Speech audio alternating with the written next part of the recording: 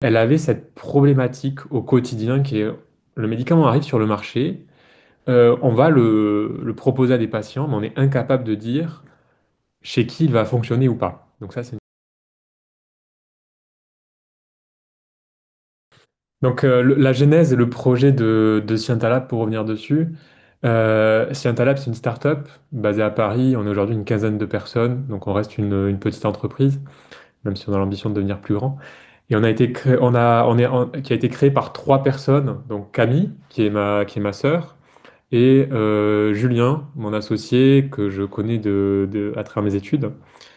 Julien s'occupe donc de la direction technique, je m'occupe de la direction scientifique, et Camille est la CEO, elle s'occupe de la partie plutôt commerciale et de la stratégie d'entreprise. Et en fait, la genèse du projet vient d'elle. Elle travaillait à l'époque sur un médicament pour la polyarthrite, justement. Et donc, elle travaillait sur la mise sur le marché et le marketing de ce composé. Et elle avait cette problématique au quotidien qui est le médicament arrive sur le marché, on va le proposer à des patients, mais on est incapable de dire chez qui il va fonctionner ou pas. Donc ça, c'est une problématique qui est quand même bien connue de tous les patients qui ont l'APR. Donc on n'est pas capable de dire chez qui il va marcher ou pas. Donc ça posait pas mal de difficultés en interne, etc., pour leur stratégie. Mais elle, je pense qu'au-delà de ça, ça lui posait quand même une problématique plus personnelle de dire, bon, ben, comment est-ce qu'on peut faire en fait pour résoudre ce problème? Et donc, assez rapidement, il y a eu des initiatives en interne. Donc, elle était chez Sanofi pour utiliser l'IA pour essayer justement de comprendre chez qui le patient marche, chez qui le patient ne marche pas. Mais je pense que ça n'allait pas assez loin que ce qu'elle souhaitait à ce moment-là. Et donc, assez vite, on en a discuté ensemble. Moi, à l'époque, donc, je faisais mes études, donc je suis ingénieur en biomédical, donc sur le sujet. Et on s'est dit, ah, mais ça peut être intéressant en fait de lancer un projet autour de ça. Donc le projet a commencé vraiment autour de la polyarthrite. Et assez rapidement, en fait, le raisonnement a été de se dire, bah, déjà, cette problématique, elle n'est pas propre à la polyarthrite. Évidemment, c'est une maladie qui est très prévalente et où il y a un gros besoin. Mais en fait, il y a beaucoup de maladies à médiation immunitaire où on retrouve ce même problème. Dans les Mickey, par exemple, ou dans certaines maladies de peau, le psoriasis, etc., où il y a cette même problématique et où en fait, on crée des médicaments sans, peut-être pour plusieurs raisons, mais en tout cas, on crée des médicaments et à la fin, lorsqu'on les met sur le marché, on n'est pas capable de dire ben, sur qui est-ce que ça va marcher. Et donc assez vite, on s'est dit, ben, je pense que notre impact, il faut qu'il soit peut-être plus en amont et peut-être qu'il faut qu'on essaie de changer, ou en tout cas à notre échelle, d'essayer de changer la manière dont on crée ces médicaments. Et donc c'est là où on en est aujourd'hui avec Scientalab. L'objectif en fait de l'entreprise, c'est d'aider les gens qui développent des médicaments, donc plutôt des biotech, mais ça peut être aussi des laboratoires pharmaceutiques, de les aider lorsqu'ils créent leurs médicaments à aller plus vite et à être capable de cibler le plus tôt possible les personnes chez qui le médicament va marcher, d'être capable de le caractériser le plus tôt possible.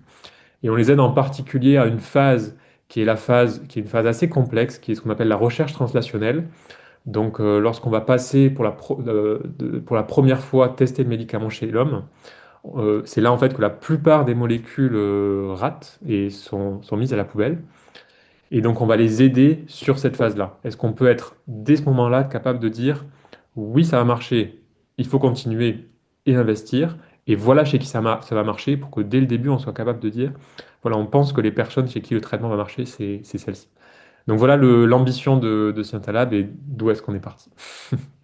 Ça m'évoque, en dehors des questions, ça m'évoque évidemment une pertinence de la dépense pour l'industriel qui va permettre finalement d'investir mieux dans le développement de nouvelles molécules, puisqu'ils perdront moins de temps, donc moins d'argent, sur le développement de molécules qui sont peut-être finalement condamnées. Tout à fait, ouais. Nous, c'est vrai que l'impact qu'on a sur les patients est indirect parce qu'il est à travers ces industriels, mais eux ont cette problématique qui est qu'ils ont énormément de candidats médicaments qui sont disponibles, mais le coût pour amener un médicament sur le marché et le temps est très long, ce qui fait que ben, le besoin, même s'il y a un très gros besoin, eh ben, on n'est pas capable de le résoudre ou de complètement le combler à cause de ces temps en fait et de ces coûts très longs. Donc si dès le début on est capable de dire, bon, ben, parmi ces centaines de médicaments potentiels ou de candidats médicaments, voici les 10% les plus intéressants qu'il faut faire avancer, parce que c'est ceux-ci qui vont permettre de répondre aux besoins des patients qui n'ont pas de médicaments adaptés. Mais ça permettrait d'accélérer les choses, rationaliser les coûts, etc. Donc c'est aussi l'idée qu'on a derrière, euh, derrière l'entreprise en tout cas. C'est un des objectifs, en effet. Donc, Landar a soutenu la candidature de Scientalab pour le IC Accelerator et vous en êtes aujourd'hui lauréat avec Prism. De quoi s'agit-il et quelles opportunités cela représente? Tout à fait. D'ailleurs, merci beaucoup encore à Landar pour le soutien. Ça m'a fait très plaisir d'avoir une association de patients qui soutient le projet.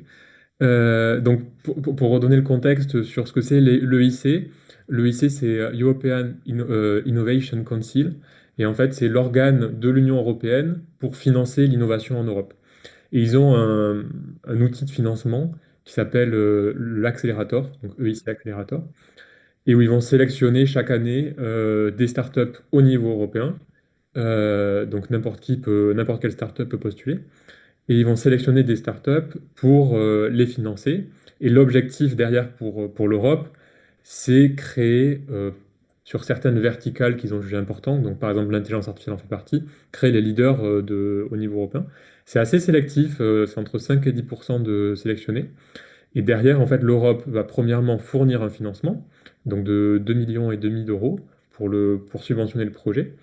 Et ensuite, si continue à être intéressée, ils peuvent entrer au capital de l'entreprise et également fournir une aide au niveau logistique, donnant accès à des capacités de calcul, par exemple, rentrer dans un écosystème de scientifiques, donc il y a tout un soutien derrière.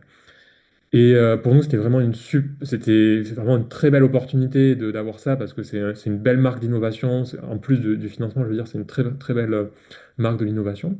Et en fait, ce qu'on a proposé à travers ce projet Prism, c'était justement cette technologie d'intelligence artificielle qui permet de prendre ce qu'on appelle des candidats médicaments, donc les médicaments en devenir, qui n'ont pas encore été testés chez l'homme. Donc pour l'instant, ils sont encore dans des phases précliniques. On est encore en train de les tester sur des souris, par exemple.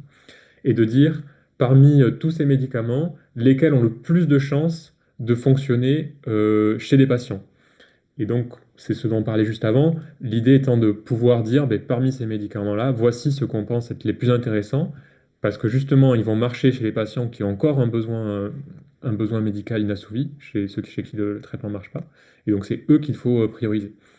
Et c'est cette technologie en fait qu'on a proposée, sur laquelle on avait déjà des bonnes preuves, en particulier dans les Mickey.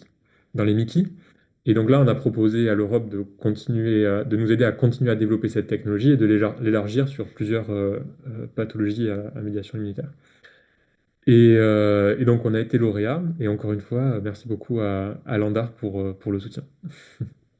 Et donc la dernière question, puisqu'on me parlait d'intelligence artificielle, on en entend parler évidemment partout. Elle est dans le quotidien, hein, les GPS, les générateurs de contenu, les vidéos sur les réseaux sociaux, on se fait encore tout savoir. Oui. Mais elle inquiète aussi. En quoi elle est déterminante selon vous pour la santé de demain et même déjà aujourd'hui? Donc l'idée, c'était un peu de rassurer sur le cadre éthique quand ça passe par une structure de recherche, etc. Bien sûr. C'est vrai que c'est un point intéressant. L'IA, ça devient un gros sujet. On en parle beaucoup. Il y a beaucoup de buzz autour. Et je pense que quand on n'est pas dans le domaine, c'est assez naturel que ça fasse peur parce qu'on ne comprend pas comment ça marche. Alors qu'en réalité, on en a partout. On en a dans notre téléphone, notre ordinateur. Mais on voit les deepfakes qui ressortent, etc. Donc forcément, ça peut créer de la peur.